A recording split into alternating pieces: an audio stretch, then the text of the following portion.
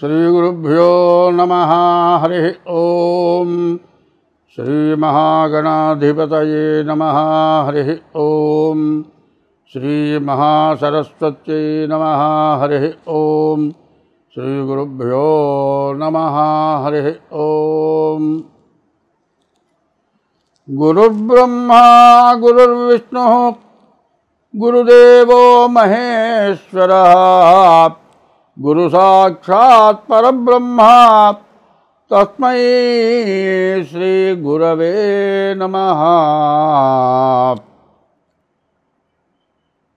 అన్నదానము కన్నా అధిక దానము లేదు, తల్లిదండ్రుల కన్న దైవమేది, సత్యశీలత కన్న జగతీత పంబేది, దయ కంటే ఎక్కువ ధర్మమేది, సుజన సంగతి కన్న చూడలాభంబేది, క్రోధంబు కన్న శత్రుత్వమేది, అంగనామణి కన్న అభినవమణి ఏది, రుణము కంటెను నరునకు రోగమేది, ధరణి అపకీర్తి కంటెను నరకమేది, సర్వదా కీర్తి కంటెను స్వర్గమేది, సర్వలోకాభిరామ శ్రీరంగధామ.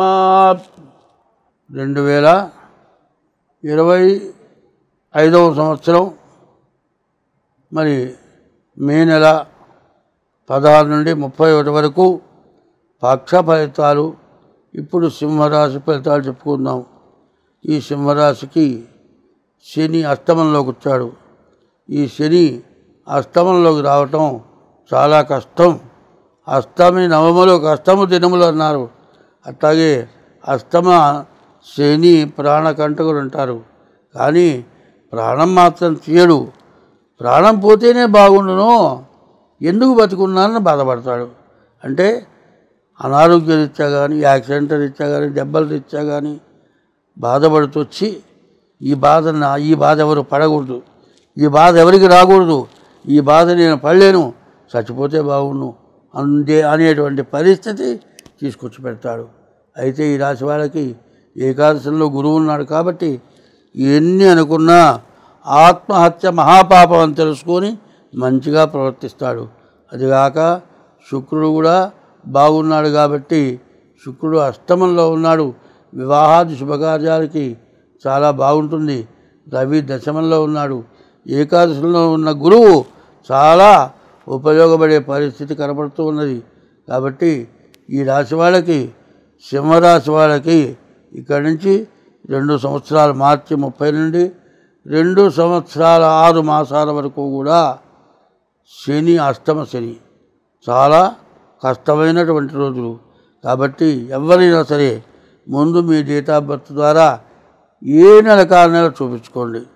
ఎందుకంటే ఏ దోషం ఉంటే ఆ దోషానికి తగినటువంటి ఆ జపాలో పూజలో చేయించుకోవటం మంచిది. ఏముందలే ఈయన రోజు కనపడతాడు యూట్యూబ్లో ఇట్లాగే చెబుతూ ఉంటాడు అనుకోబాకండి. ఇట్లా చెప్పటం దేనికంటే నాకు కూడా మొన్న జరిగింది.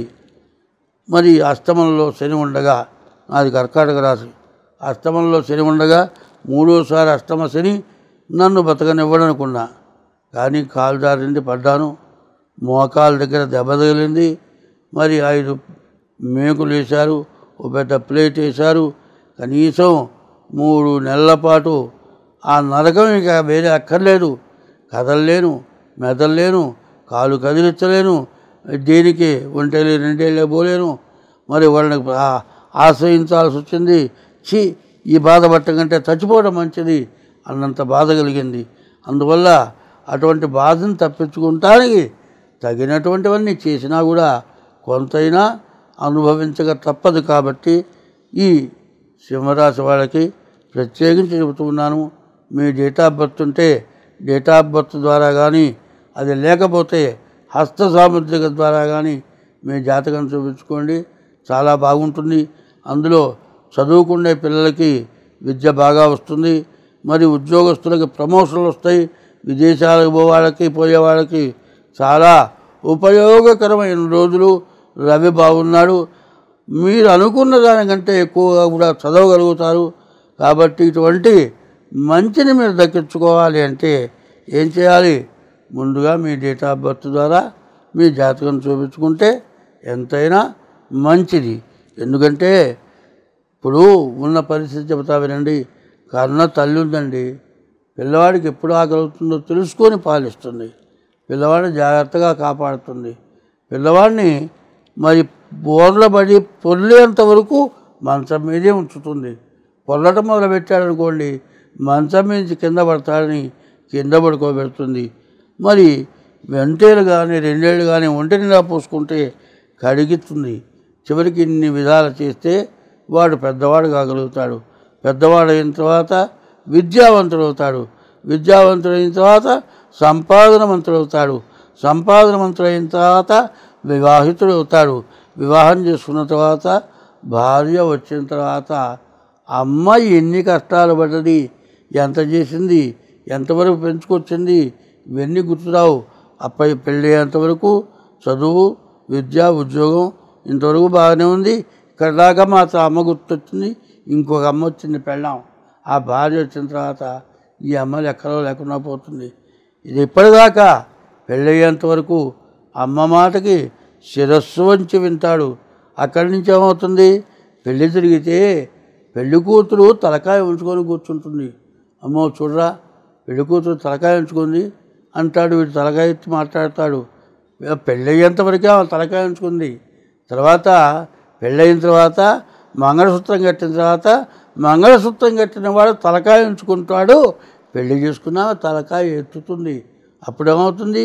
ఆమె ప్రభ పెరుగుతుంది, నీ ప్రభ తగ్గుతుంది. తల్లి నీకు లెక్కలేదు, ఎవరూ లెక్కలేదు.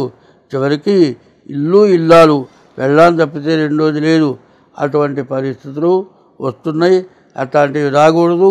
కాలికి అవసరం వచ్చినా కాలికి కావాల్సిన పని కాలికి చేయాలి, చేతికి చేయాల్సిన పని చేతికి చేయాలి, నోరు చేసే పని నోరు చేయాలి, మరి మెదడు చేసే పని మెదడు చేయాలి.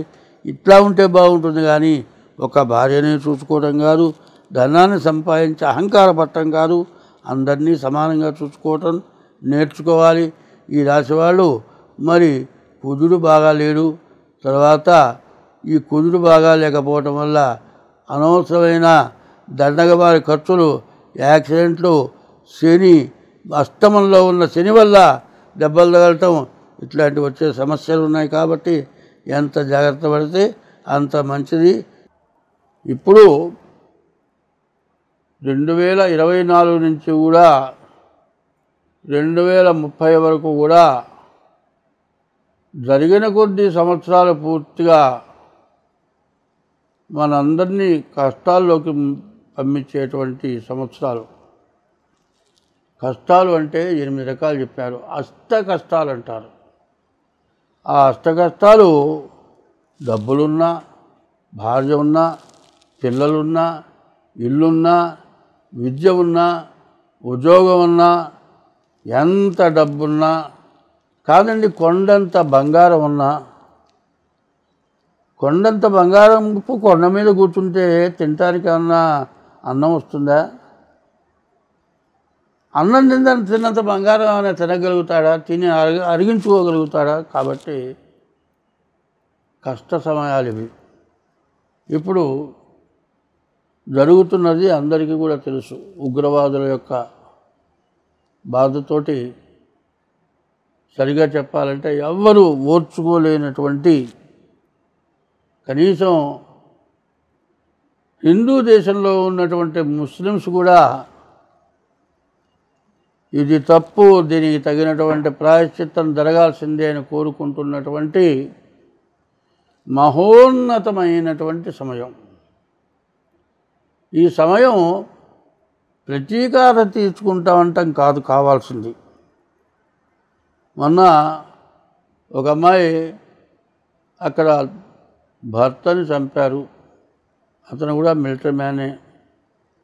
భర్త చచ్చిపోయినందుకు, తనకు భర్త లేనందుకు కాదు, శాంతి కావాలని కోరుకుంది. ప్రతీకారం తీర్చుకోమని కోరుకోలే. అంటే ప్రతీకారం తీర్చుకోకుండా ఇట్లాంటి వాళ్ళని బాగా ప్రోద్బలం చేస్తావా అంటారేమో. అది మనం ప్రోద్బలం చేస్తే అయ్యేది కాదు. ప్రోద్బలం చేస్తే ప్రతివాడు కూడా అటువంటి పని చేయడానికి ఇష్టపడడు. అది కాలచక్రం. ఈ కాలచక్రం ఇదే కాల సర్పం అన్నారు. కాలమే సర్పమే కాటేస్తుంది. ఎవడు చేసిన కర్మ వాడు అనుభవించక తప్పదు. కాబట్టి ఇప్పుడు జరిగిన దానికి మరి దాదాపు 40 మంది జనాలను చంపారు. దాని గురించి అందరం కూడా చాలా బాధపడుతున్నాం. కానీ ఇట్లా ఎందుకు జరిగింది? ఈ జరగటానికి సమస్య ఏమిటి? సమస్య కాదు కావాల్సింది. ఏదైనా కావాల్సింది అడగటం తీసుకోవటం ధర్మం. అట్లా కాకుండా దురాగతంగా చేయటం అంతకంటే అధర్మం. అది కూడా కాదండి. ఇట్లా జరగడానికి అవకాశం ఏంటంటే ఒకటి చెప్పారు భాగవతంలో, కర్మమున పుట్టు జంతువు కర్మములను వృద్ధి పొందు కర్మమును చెడున్ కర్మమే జనులకు దేవత కర్మమే సుఖ దుఃఖములకు కారణం అధిప అన్నారు. మన తెలుగుదేశం ఇదివరకు ఆంధ్రదేశం అన్నారు, ఆంధ్రప్రదేశ్ అన్నారు, కాదు ఇప్పుడు తెలంగాణ అన్నారు. ఈ తెలంగాణలో బమ్మెరలో జన్మించినటువంటి మరి మరో వ్యాసుడు, నూతన వ్యాసుడు, వ్యాసుడు కంటే ఇంకా గొప్పవాడని చెప్పుకోవాలి. ఆయన పద్యం రాశాడు, కర్మమున పుట్టు జంతువు కర్మములను వృద్ధి పొందు కర్మమే జనులకు దేవత కర్మమే సుఖ దుఃఖములకు కారణం అధిప అని రాశారు. వ్యాసుడు రాసిన దానికంటే కూడా ఇంకా విశేషమైన స్థితిలో భాగవతాన్ని మరి ఆ బొమ్మర పోతనామాత్రుల వారు రచించారు. తర్వాత ఇప్పుడున్నటువంటి బాధ శాంతి. ఈ శాంతి ఎట్లా వస్తుంది? శాంతి మనం కోరుకుంటే భగవంతుడు ఏది చేయాలో అది చేస్తాడు. భగవంతుడు ఇప్పుడు ఏది అవసరమో అది ఇస్తాడు ఖచ్చితంగా. మనం కోరుకుంటే వచ్చేది కాదు, కోరుకోకపోతే పోయేది కానే కాదు. ఇప్పుడున్న పరిస్థితుల్లో ఇప్పుడున్న జరిగిన దానికి భగవంతుడు ఏది ఇవ్వాలో అది ఇస్తాడు. అది ఎట్లా వస్తుందో నేను ఒక్క పద్యంలో చెబుతాను. అన్నదానము కన్నా అధిక దానము లేదు, అన్నదానాన్ని మించిన దానం లేదు. తల్లిదండ్రుల కన్నా దైవమేది, తల్లిదండ్రుల కంటే మించిన దైవం లేరు. సత్య శీలత కన్నా జగతి తపంబేది. సత్యం పలకటం, శీలత అనగా పరస్త్రీ వ్యామోహం. పర అనేదానికి ఏదైనా సరే మనది కాని దానికి వ్యామోహించడం.